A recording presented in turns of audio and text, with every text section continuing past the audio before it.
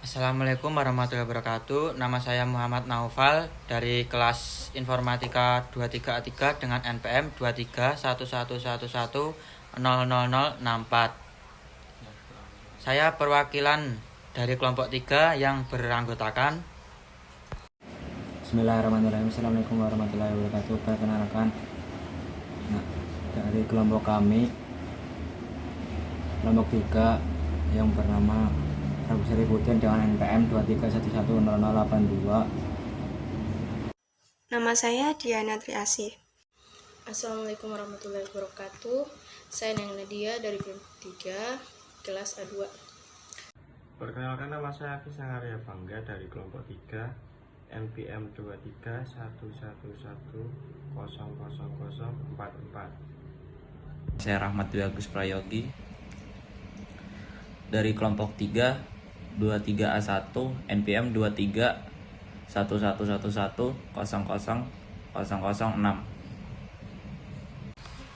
kami dari kelompok 3 ingin mempresentasikan hasil diskusi kami tentang syariah, ibadah, dan mu'alamah. Pengertian syariah. Syariah adalah hukum-hukum Allah yang diturunkan kepada nabinya dan ditunjukkan kepada umat manusia. Tujuannya untuk keselamatan umat baik di dunia maupun di akhirat. Dalam praktiknya syariah sering disamakan dengan ilmu fikih, tapi keduanya memiliki perbedaan yang signifikan. Syariah bersifat fundamental dengan cakupan yang sangat luas, meliputi semua aspek kehidupan, baik ibadah maupun muamalah. Fikih bersifat instrumental dan cakupnya lebih terbatas, lebih fokus pada penerapan hukum dan dalam kehidupan sehari-hari. Macam-macam ketentuan hukum dalam syariah. Dalam syariah Islam terdapat beberapa macam ketentuan yang mengatur berbagai aspek kehidupan. Di antaranya hukum wajib. Wajib adalah perbuatan yang jika dikerjakan mendapat pahala dan jika ditinggalkan akan mendapat dosa. Contoh, sholat 5 waktu, membayar zakat, dan berpuasa pada bulan Ramadan. Yang kedua, hukum sunnah. Sunnah adalah perbuatan yang dituntut oleh agama untuk dikerjakan, tetapi tuntutannya tidak sampai ke tingkatan wajib. Contoh, sholat sunnah rawatib. Sholat sunnah rawatib yang dikerjakan sebelum atau sesudah sholat wajib. Ketiga, hukum haram. Haram adalah perbuatan yang dilarang oleh syariah. Contoh, mengonsumsi makanan yang mengandung babi, minuman beralkohol, atau berzina. 4. Makruh. Makruh adalah perbuatan yang sebaiknya dihindari meskipun tidak berdosa jika dilakukan. Contoh, makan dengan tangan kiri, berbicara saat azan, makan bawang putih sebelum sholat. 5. Mubah. Mubah adalah perbuatan yang diperbolehkan, tidak memiliki nilai moral khusus. Contoh, mengonsumsi makanan yang tidak memiliki larangan syariah. Yang selanjutnya, tujuan syariah Islam. Tujuan syariah Islam adalah mewujudkan kemaslahatan manusia baik di dunia maupun di akhirat. Di antaranya, 1. Memelihara agama. Kewajiban memelihara agama dan menjaga tegaknya agama di muka bumi. Agama diturunkan oleh Allah sebagai pedoman hidup manusia, baik di dalam berinteraksi dengan Tuhannya maupun sesama manusia. Kedua, memelihara jiwa. Kewajiban menjaga dan memelihara jiwa serta nyawa. Nyawa adalah anugerah Allah yang memungkinkan jasad kita hidup beraktivitas. Oleh karena itu, Islam mengharamkan segala bentuk penganiayaan fisik dan tindakan yang dapat mengancam nyawa, kecuali dengan cara yang benar dan dilakukan oleh agama. Ketiga, memelihara akal. Kewajiban menjaga dan memelihara akal. Akal adalah anugerah Allah yang membedakan manusia dan dari makhluk lainnya. Dengan akal, manusia dapat menjalankan fungsi sebagai khalifah fil ard dan membedakan antara yang baik dan yang buruk. 4. Memelihara harta benda. Islam mewajibkan manusia menjaga harta bendanya.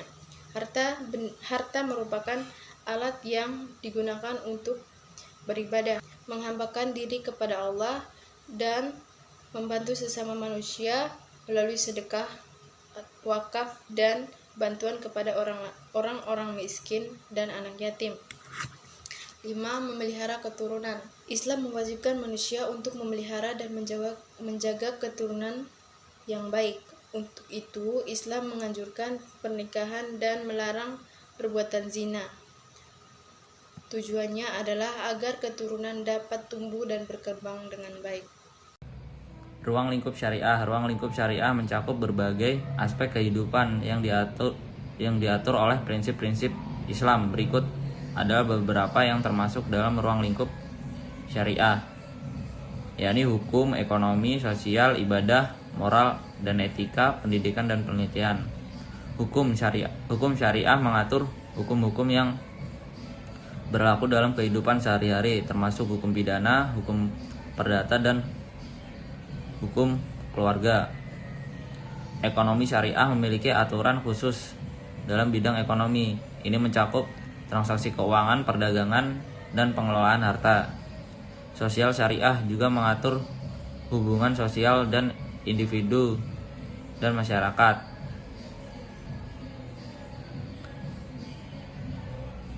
Ibadah syariah mengatur ibadah ritual seperti sholat, puasa, zakat, dan haji.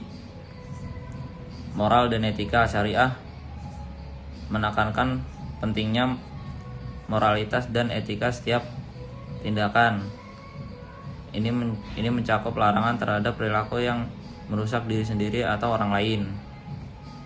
Pendidikan dan penelitian syariah juga mempengaruhi pendidikan dan penelitian. Studi tentang hukum Islam, teknologi dan sejarah Islam merupakan bagian dari ruang. Ibadah dalam Islam adalah segala amalan yang dilakukan oleh seorang muslim dengan sepenuh hati sebagai bentuk ketaatan terhadap perintah dan larangan Allah yang telah diatur dalam syariat Islam. Ibadah memiliki beberapa definisi, seperti ibadah adalah taat kepada Allah dengan melaksanakan perintahnya melalui lisan para rasulnya. Ibadah adalah merendahkan diri kepada Allah, yaitu tingkatan tunduk yang paling tinggi disertai dengan rasa mahabbah atau kecintaan yang paling tinggi, dan ibadah mencakup seluruh apa yang dicintai dan diridhoi Allah. Ibadah memiliki beberapa macam, yaitu ibadah lisan, ibadah perbuatan yang tidak ditentukan bentuknya, ibadah pekerjaan yang sudah ditentukan bentuknya. Macam-macam ibadah beragam bentuk dan tujuan, seperti ibadah lisan dengan contoh zikir, doa, dan membaca Al-Quran. Untuk ibadah perbuatan yang tidak ditentukan bentuknya, contohnya seperti berjihad, mengurus jenazah, atau menolong orang lain. Dan untuk ibadah pekerjaan yang sudah ditentukan bentuknya, seperti sholat, puasa, zakat, dan ibadah haji. Selanjutnya yaitu tujuan ibadah. Pertama, ketaatan kepada Allah. Ibadah merupakan bentuk ketaatan dan pengabdian kepada Allah. Melalui ibadah, manusia mengakui keberadaannya sebagai pencipta dan penguasa alam semesta. Kedua, mendekatkan diri kepada Allah.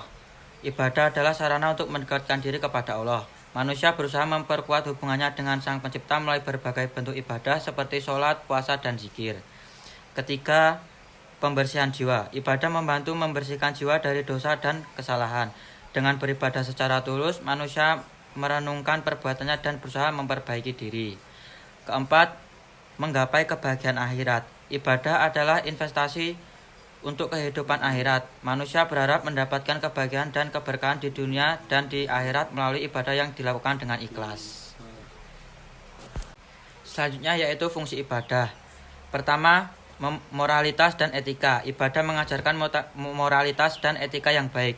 Manusia diajarkan untuk berlaku jujur, adil, dan kasih sayang terhadap sesama.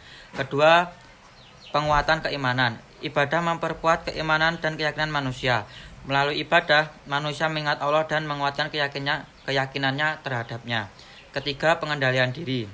Ibadah melatih manusia untuk mengendalikan hawa nafsu dan keinginan duniawi. Contohnya, Puasa mengajarkan kesabaran dan pengendalian diri terhadap makanan dan minuman. Keempat, solidaritas sosial. Ibadah juga memiliki fungsi sosial, misalnya zakat dan infak membantu mengurangi kesenjangan sosial dan membantu sesama yang membutuhkan.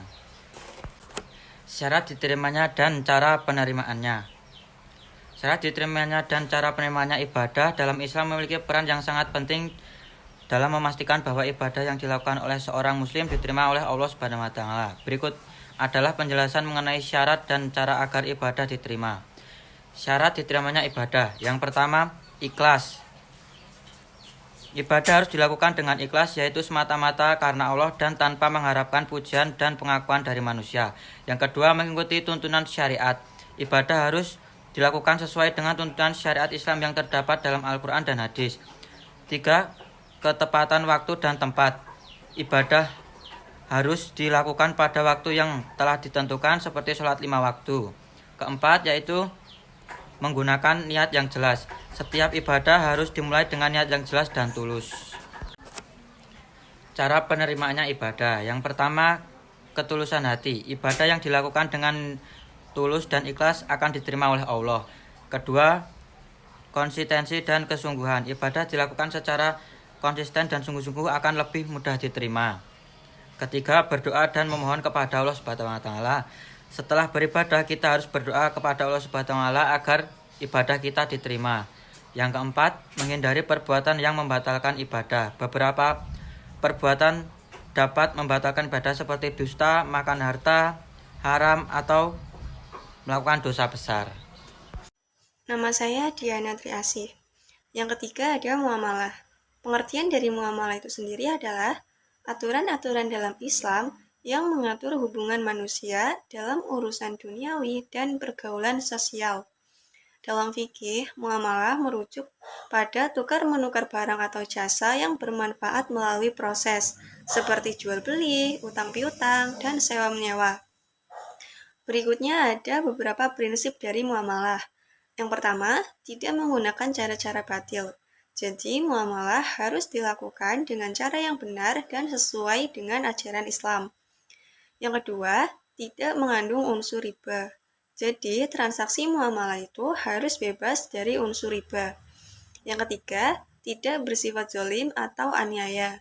Nah, muamalah ini tidak boleh merugikan pihak yang lain. Yang keempat, tidak mempermainkan takaran dan kualitas. Nah, muamalah itu harus jujur dan adil dalam segala aspek. Yang kelima, tidak menggunakan spekulasi atau judi. Nah, muamalah itu harus dilakukan dengan kehati-hatian dan tanpa unsur perjudian. Yang terakhir, tidak melibatkan barang haram dalam transaksi jual beli.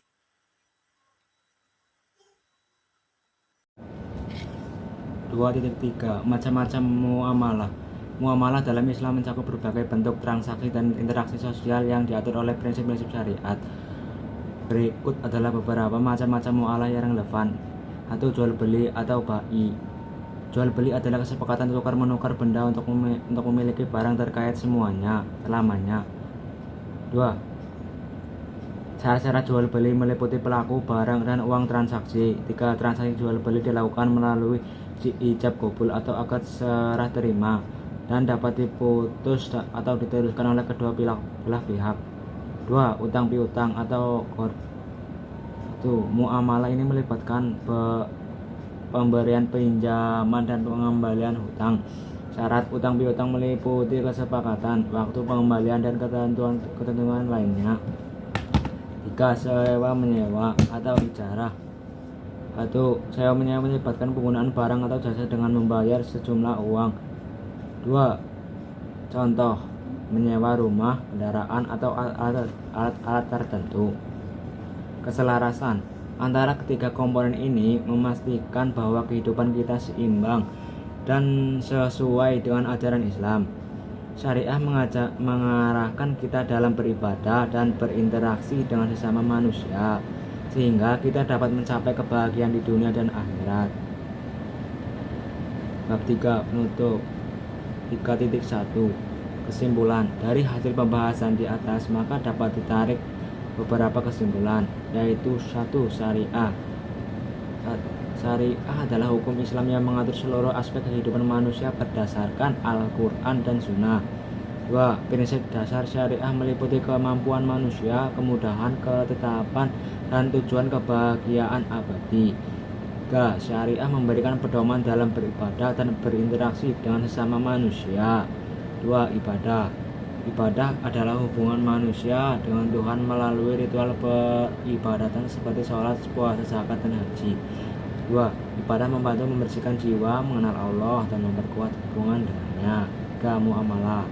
Muamalah adalah hubungan manusia dengan sesamanya dalam aspek kehidupan sehari-hari. 2.